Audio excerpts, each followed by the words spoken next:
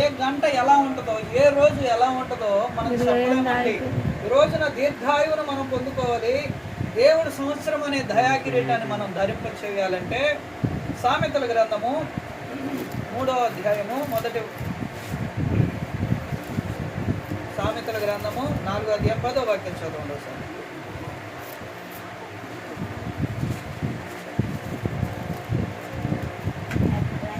నా కుమారుడా, నీవు ఆలకించి నా మాటలను అంగీకరించిన ఎడల నీవు దీర్ఘాయుష్మంతుడవు అవుదు. మరలా చదువుతున్నాము. నా కుమారుడా, నీవు ఆలకించి నా మాటలు అంగీకరించిన ఎడల నీవు దీర్ఘాయుష్మంతుడవు అవుదు. హల్లెలూయా. ఇక్కడ దేవుని వాక్యం సెలవిస్తా ఉంది, దేవుని మాటలు వినటమే కాదు గాని అంగీకరించాలి. హల్లెలూయా. మనం చిన్నపిల్లలకి వాక్యాలు బోధిస్తూ ఉంటాం. మరి సండే స్కూల్లో కూడా వాక్యాలు చెప్తూ ఉంటారు. పిల్లలేమో విని వాటిని విడిచిపెట్టేవారిగా ఉంటారు. అయితే ఇక్కడ దేవుని వాక్యం సెలవిస్తూ ఉంది, అంగీకరించాలి, ఆ మాటలను హృదయంలో నిలుపుకోవాలి. హల్లెలూయా. మరి మీరు చెప్తున్నారో లేదో తెలియదు కానీ చిన్నపిల్లలకి వాక్యాలు నేర్పిస్తారు. ఏమంటే తల్లిదండ్రుల దగ్గర కూర్చోబెట్టుకొని యెహోవా నా కాపరి, నాకు లేమి కలుగదు అని చిన్న చిన్న పిల్లల్ని మరి యూట్యూబ్లోను ఫేస్బుక్లో రీల్స్లో చూస్తూ ఉంటారు. ఇంత బుడ్డ పిల్లలు వాక్యాన్ని అనర్గళంగా మాట్లాడుతూ ఉంటారు. మరి పోయినసారి 2017-18లోనో ఒక బుడ్డోడు కీర్తనల గ్రంథము 119వ అధ్యాయము అతి పెద్ద వచనాలు ఉంటాయి దాంట్లో. ఏమండి, అన్ని వచనాలను చూడకుండా దేవుని వాక్యాన్ని నెమర వేసుకొని మరి ఆ కుమారుడు అంత పెద్ద అధ్యాయాన్ని ఏమండి అప్పగించినట్లుగా, ఏమండి అందరి ఎదుట దగ్గరగా ఒక 1000 మంది ఉన్నారు. ఆ 1000 మంది ముందు ఏమాత్రం కూడా భయపడకుండా, ఏమాత్రం కూడా తప్పు చెప్పకుండా చెప్పగలిగాడండి. వింటున్నారా పిల్లలు? మీరే చదువు మాత్రమే కాదు, మీ చదువు బుర్రకెక్కాలంటే, మీకు తెలివి పెరగాలి అంటే సామెతల గ్రంథాన్ని చదవండి. అందులో జ్ఞానానికి సంబంధించిన ప్రతి ఒక్క విషయము కూడా దాచబడి ఉంది. ఎవరయ్యా దీన్ని రచించింది అంటే జ్ఞాని అయిన సొలొమోను. భూమి మీద పుట్టిన వారిలో అంతకు ముందు కానీ ఆ తర్వాత కానీ సొలొమోను వంటి జ్ఞానవంతుడు లేడు, ఇక రాడని దేవుడే స్టేట్మెంట్ ఇచ్చాడండి. ఇదేనా బిడ్డలు జ్ఞానాన్ని కోల్పోతూ ఉన్నారు. ఫోన్లకి అడిక్ట్ అయిపోయి, ఫోన్లకి అలవాటు పడిపోయి ఏమండి జ్ఞానాన్ని కోల్పోతూ ఉన్నారు. అతి ముఖ్యమైనది జ్ఞానం అండి. జ్ఞానం ఎలా వచ్చింది అంటే ఒక విషయాన్ని చదివినప్పుడు, ఒక విషయాన్ని విన్నప్పుడు దానిని గుర్తు పెట్టుకోవాలి. అంటున్నారా? ఊరక ఆదమరుపులో మర్చిపోకూడదు. ఏదైనా చదివినప్పుడు కానీ, ఏదైనా మీరు చూసినప్పుడు కానీ దాన్ని గుర్తు పెట్టుకునే శక్తిని మని దేవునిని అడగండి. అప్పుడు మీరు చదువుల విషయాల్లోనూ ఆయనను అన్ని విషయాల్లో కూడా దేవుడు మిమ్మల్ని కాచి కాపాడుతాడు. అలాగే సామెతల గ్రంథం 3వ అధ్యాయము 1వ వచనం. నా కుమారుడా, నా ఉపదేశమును మరువకుము, నా ఆజ్ఞలను హృదయపూర్వకముగా గైకొనుము. అవి దీర్ఘాయువును సుఖజీవముతో గడుచు సంవత్సరములను.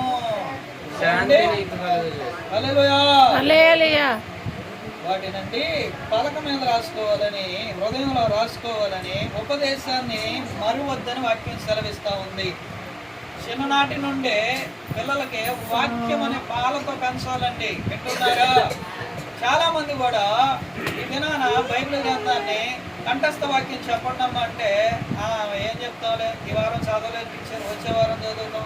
ఏమండి, మీ సండే స్కూల్ టీచర్ ఎదుట మీరు నిర్లక్ష్యంగా ఉండకూడదు. ఎప్పుడైతే మీరు వాక్యాన్ని, నా ఉపదేశాన్ని గైకొంటారో, ఏమండి, నా కుమారుడా, నా కుమార్తె మరువకము, నా ఉపదేశము నీవు మరువద్దు, నా ఆజ్ఞలు నీ హృదయపూర్వకముగా గైకొనాలి.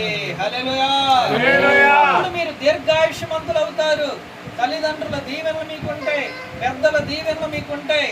ఏమండి, మీరు వాక్యమందు నిలిచిన వారైతే మీ కుటుంబాలలో ఆశ్చర్య కార్యాలు, అద్భుతాలు మీరు చూడగలుగుతారు. దేనిని బట్టి అంటే ఈ లోకంలో చాలా మంది పుడుతున్నారు, చాలా మంది చనిపోతున్నారు, కానీ కొందరు పేర్లు మాత్రమే నిలబడుతున్నాయి.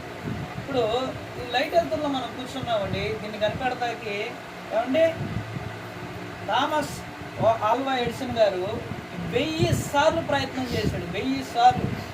ఈ రోజున మనము ఒక్కసారి 2 సార్లు ఎగ్జామ్లో ఫెయిల్ అయ్యామనుకో వదిలేస్తున్నాం, విడిచిపెట్టేస్తున్నాం. ఏమండి అలా కాదండి, తను స్కూల్కి వెళ్ళి కూడా చదువుకోలే. వాళ్ళు టీచర్లు చదువు చెప్పడానికి కూడా ఈ అబ్బాయి పనికిరాడమ్మా అని ఎడిసన్ గారిని అన్నారు. ఈ రోజున ఇదే బలుపు కింద మనం కూర్చొని వాక్యాన్ని చదువుకుంటున్నాము, అన్నం తినగలుగుతున్నాము, ఏమండి చక్కగా చదువుకోగలుగుతున్నాము. ఈ వాక్యాన్ని మనం ఇలా నేర్చుకున్నామంటే ఆయన అంటాడు, వాక్యము నన్ను వెలిగించింది, నేను లోకాన్ని వెలిగించాను.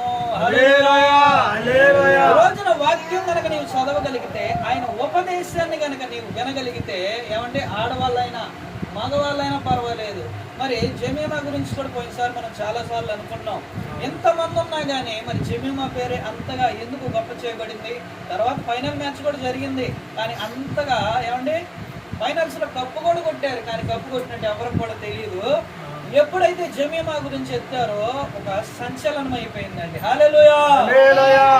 సెమీఫైనల్స్ లో ఆడిన జమీమాకి మంచి పేరు వచ్చింది. మరి దాని తర్వాత కూడా బాగానే పర్ఫామ్ చేశారు, కానీ ప్రపంచ కప్ కొట్టినప్పుడు మర్చిపోయారు జనాలు. ఇదేనా మనం గమనిస్తేనండి, మన పేరును గొప్ప చేయాలన్నా, మన జీవితాలను బాగు చేయాలన్నా, మనము వెలుగులో నడవాలన్నా ఆయన ఉపదేశము అంటే ఆయన వాక్యాన్ని మనం వినాలి. హల్లెలూయా. చివరగా ఒక మాట చదువుకుందాము. అపోస్తలుల కార్యములు 12వ అధ్యాయము 12వ వచనం. 12వ అధ్యాయము 12వ వచనం.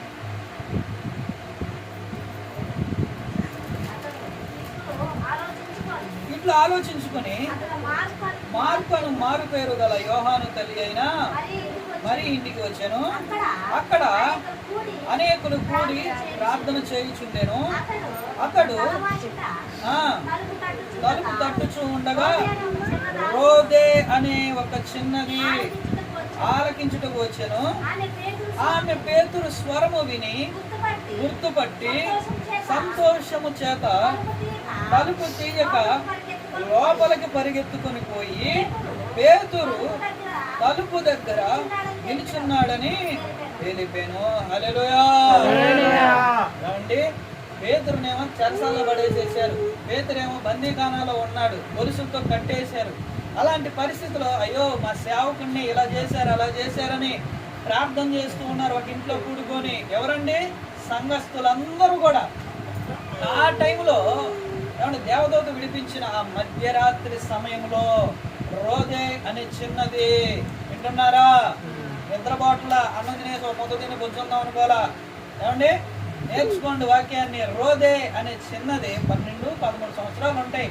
ఆ వయసులో ఎవరైనా ఏం చేస్తారండి? తింటారు, చక్కగా పడుకుంటారు. వాళ్ళు ప్రార్థన చేస్తున్నారు కదా, వాళ్ళతో మాకెందుకులని పడుకుంటారు. కానీ ఈ రోదే అనే చిన్నదండి ఆ టైంలో మధ్యరాత్రి టైంలో 12-1 గంట ఆ సమయం దాకా వాళ్ళందరితో కలిసి ప్రార్థన చేస్తూ ఉండటమే కాదు, కానీ తలుపు దగ్గర పేతురు గారు తలుపు తడుతుంటే ఆయన స్వరాన్ని గుర్తుపట్టి, హల్లెలూయా, దైవ సేవకుడు స్వరాన్ని గుర్తుపట్టి, ఇదిగో దైవ సేవకుడు వచ్చాడని, దేవుడు అద్భుతం చేశాడని ఆ పిల్ల నమ్మిందండి. పిల్ల నమ్ముతుంటే వాళ్ళు అంటున్నారు కదా, పిచ్చిదానా వాళ్ళని తీసుకెళ్ళి ఆ పేతురు గారిని తీసుకెళ్ళి చెరసార్లు వేశారు కదా, ఆయన ఎలా వస్తాడు అని అంటుంటే, లేదు లేదు దేవుడు అద్భుతం చేశాడు, మన సేవకుడు విడిపించబడ్డాడు, తలుపు దగ్గర తలుపు తడుతున్నాడు, ఒక్కసారి రండి తీయండి. పిచ్చిదానిలాగున్నా ఊరకుండు భలేదానిలాగున్నా ఉంటే మళ్ళా తడుతూ ఉంటే అదిగో పేతురే వచ్చాడని తలుపు తీసినప్పుడు అండి మొదటగా ఎవరు నమ్మారు దేవుడు అద్భుతం చేశాడని? ఈ రోదే అని చిన్నది నమ్మింది, విశ్వసించింది, వారందరితో పాటు కలిసి ప్రార్థన చేసిందండి. మరి ముఖ్యంగా పిల్లలకు ప్రార్థన నేర్పండి. ప్రార్థన నేర్పినప్పుడు వాక్యంలో ఎదుగుతారు. ఏమండి పాడమంటే సిగ్గుపడదాం, ప్రార్థన చేయమంటే సిగ్గుపడతాం. వింటున్నారా? ఎవరు కూడా కదలొద్దు. ఒక 5 నిమిషాలు ముగించేస్తా. ఏమండి, ప్రార్థన చేసేటప్పుడు నిర్లక్ష్యంగా ఉండడం. ఆ రోజు చేసే ప్రార్థనగా, అమ్మ మీరు చేసుకోండి ఈ పూటకి, నాన్న మీరు చేసుకోండి ఈ పూటకి అని అనొద్దు. ఎందుకు చెప్తున్నానంటే, ఈ రోజే అనే చిన్నది ప్రార్థన చేసింది కాబట్టి బైబిల్లో పేరుతో సహా రాయబడింది. హల్లెలూయా. మీ పేరులు కూడా గొప్ప చేయబడాలంటే, మీ జీవితాలు కూడా బాగు చేయబడాలి అంటే, ఈ రోజేలాగా అందరితో పాటు కలిసి ప్రార్థనలో ఎదిగే వారిగా ఉండాలి. ఏదో విన్నాము విడిచిపెట్టేసామన్నట్లుగా కాదు. కానీ ఏమంటే అనేక మంది రోజున పిల్లలు పుడుతున్నారు, పెరుగుతున్నారు, గొప్పవారు అవుతున్నారు, ఉద్యోగాలు కలెక్టర్లు కూడా అవుతున్నారు. కానీ వాళ్ళెవ్వరు కూడా గొప్ప చేయబడట్లేదండి. కలెక్టర్ అయినంత మాత్రాన గొప్పనా? ఇదిగో వాళ్ళు అవుతున్నారు వీళ్ళు అవుతున్నారు అంటారు. కానీ మరిచిపోలేని పేరుని, ప్రఖ్యాతిని దేవుడు మాత్రమే తీసుకురాగలడు. చిన్ననాటి నుండే మనము దేవుని వాక్యముతో పెంచాలండి పిల్లల్ని. అప్పుడే తప్పిపోకుండా అంటారు. దేవుని వాక్యం ఏమని సెలవిస్తుంది? బాలుడు నడవలసిన త్రోవను వానికి నేర్పుము, పెద్దవాడైన తర్వాత దాని నుండి ఏమండి, చిన్నప్పటి నుంచి పాలు తాపిటూ నువ్వు నేర్పించావు, పెద్ద అయిన తర్వాత తాగుతారు. చిన్నప్పటి నుంచి మజ్జిగ తాగడం అలవాటు చేసామనుకో, పెద్ద అయిన తర్వాత కూడా తాగుతారు. ఏమండి, దాన్ని విడిచిపెట్టలేరు. ఏమంటే చిన్నప్పటి నుంచి ఒక అలవాటు కనుక వాళ్ళకి అలవాటు అయితే దాన్ని సడన్ గా మానేయలేరు, దాన్ని వదిలిపెట్టి వెళ్ళిపోలేరు. హల్లెలూయా. ఈ రోజున అదే దేవుని వాక్యము ద్వారా మన పిల్లల్ని కనుక మనం పెంచగలిగితే ఈ రోజే వలె మన జీవితాలు కూడా లిఖించబడతాయి. హల్లెలూయా. అట్టి కృప మీ అందరికి దయచేయును గాక. అందరూ కూడా తలల వంచండి, ప్రార్థన చేసుకుంటాం. మరి నా సమయాన్ని నేను